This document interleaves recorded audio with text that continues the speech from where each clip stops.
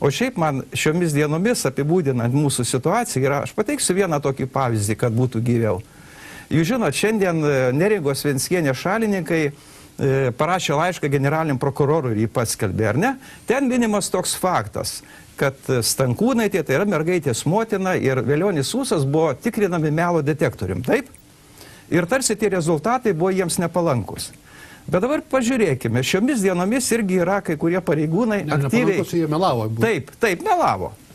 O dabar šiomis dienomis tikrinami melo detektoriumi finansinių nusikaltimų tyrimo tarnybos vadovai. Ir kas įvyksta? Pasirodo, jie irgi lyg ir patikrinimo metu buvo nenuoširdūs. Tačiau šį kartą, skirtingai nuo Stankūnaitės ir Ūso atveju, tai tampa pagrindu reikalauti FNTT vadovybės atsistatydinimo. Ir kas reikalauja tuo atsistatydinimo? Ministras Palaitis. Vidaus reikalų ministras, kuris kadaise pardavė svetimas akcijas ir įsidėjo pinigus į kišenę. Ir suklastojo dokumentų. Taip, aš, kai Lietuvos žinios apie tai parašė, aš maniau, kad čia yra, žinot, kas nesuklysta gyvenime, bet prisiminki kokią antrą istoriją vėlgi su ministro patarėjai, kuris įkliuvo ir vėlgi buvo atleistas atgalinė data.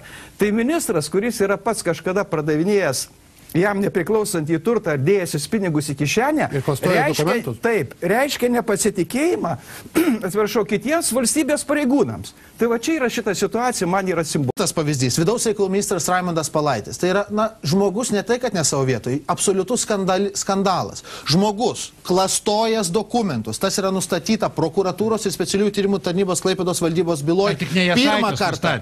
Ponas Jasaitis priešingai pasakė, kaip ir aukščiausias teismas, kad tai mažai reikšmiai dalykai. Kas nepaklastoja tų dalykų, ar kas kišiuko nepaima 30 000. Tai lygiai dabar ponas Palaitis reiškia nepasitikėjimus, politinius nepasitikėjimus teisėsaugos pareigūnais, sąžiningai dirbančiais teisėsaugos pareigūnais, kurie pakeitė korumpuotą FNTT vadovybę ir kai pajudėjo visos bylos, Gariūnų bylos, kitos bylos, iš karto kyla klyksmas iš kur? Iš Raimundo Palaičio ir liberalcentristų.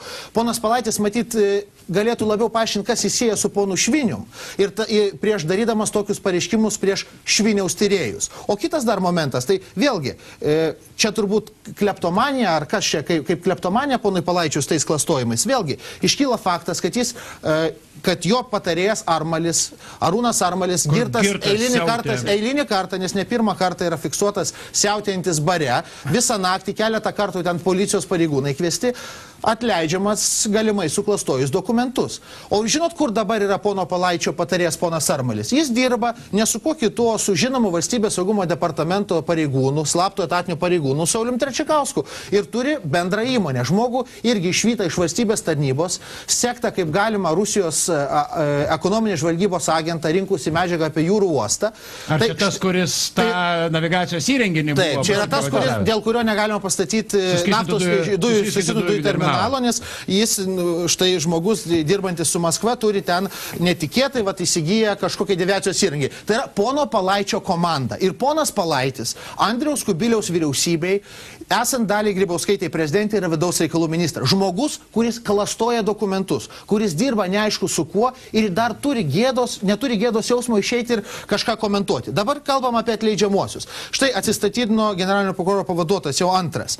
Ir kas numatytas į generalinio prokuroro pavaduotojų? Štai spauda paskelbė apie tai, kad jį skiria Klaipėdos apygardos vyriausiai prokurorą kaip realiausią kandidatą Giedrių Danielių. Gal dėl grožės, toks kaip mergaitė, labai mielas. Ypač Valantinas įmėgdavo iš nekomandiruotės pasiimti dviesiai išvykti, labai toks buvo artimas ryšys tarp jų. Gal į Filipinų?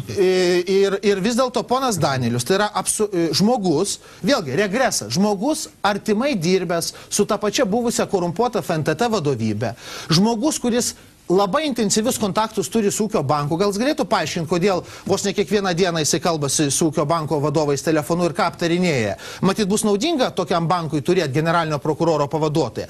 Tai žmogus, kuris kalba Seimo antikorupcijos nariai, atstovaujantis verslo interesus Klaipėdoj, kurpiantis bylas ir tai yra naujasis generalinio prokuroro pavaduotojas. Tai į ką yra keičiama? Vienas keičiamas į dar blogesnį. Tai negalima lyginti jo ir pono Neverą.